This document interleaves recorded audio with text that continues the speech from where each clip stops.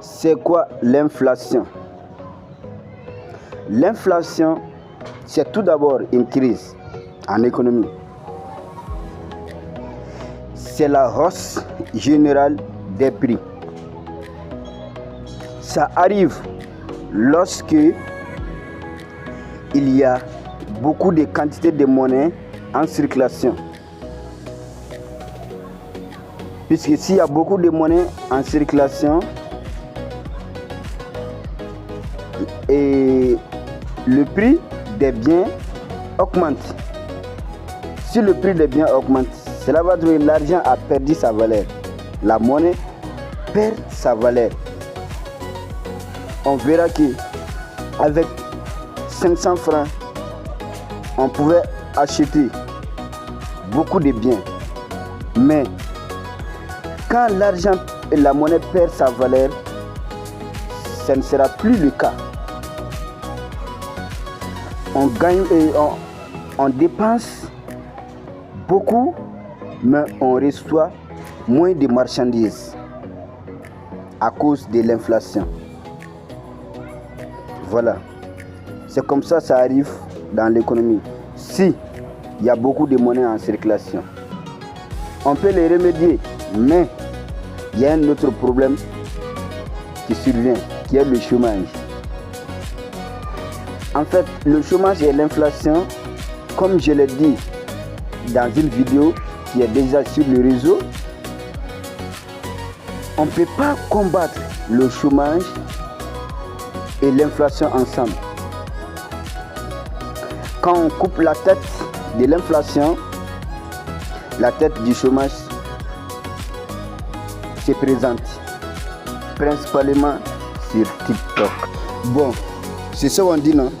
Chaque problème vient avec une solution. Bon, on peut les remédier,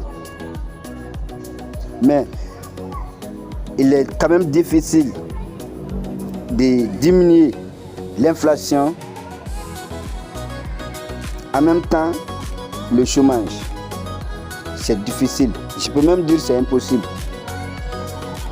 Mais si l'objectif est de diminuer l'inflation, comment on procède? C'est en ce moment qu'on pense aux idées keynésiennes. Les keynésiens, j'aime bien, je défends leurs idées. Il faut que l'État intervienne dans les activités économiques. Donc, en faisant quoi pour y remédier? On adopte une politique qu'on appelle politique monétaire en un mot, mais elle est composée de deux termes: politique monétaire expansionniste et politique monétaire restrictive. Donc pour diminuer l'inflation, on adopte la politique monétaire restrictive. En faisant quoi? En augmentant le taux directeur. Les autorités monétaires, c'est eux qui font ça. Ils augmentent le taux directeur, c'est au niveau du banque centrale. Et ils augmentent le taux directeur. S'ils augmentent le taux directeur maintenant, le coût d'emprunt des banques commerciales sera élevé. Et cela va amener à réduire le montant qu'ils emprunteront.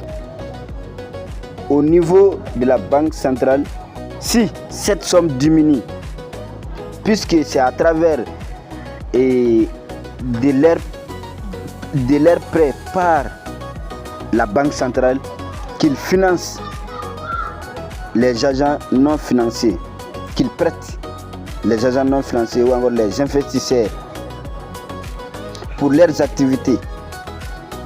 Si cette somme diminue, donc, eux aussi, ils vont faire quoi? Ils vont augmenter leur taux d'intérêt. S'ils augmentent leur taux d'intérêt, les agents vont aussi diminuer leurs emprunts chez les banques commerciales. Donc, si cela est fait, qu'est-ce que ça va amener? Il y aura quoi? Il y aura moins il y aura moins de monnaie sur la circulation. S'il y a moins de quantité et s'il y a moins de quantité de monnaie sur la circulation, forcément l'investissement va diminuer. Si les investissements diminuent, la production diminue. L'investissement, c'est comme c'est la production. Si l'investissement diminue, c'est la production qui diminue aussi. Si la production diminue, on ne peut pas parler de la croissance. La croissance, s'il y a beaucoup de production, on parle de la croissance. Si l'investissement diminue, ils ne pourront pas embaucher la population comme il le faut.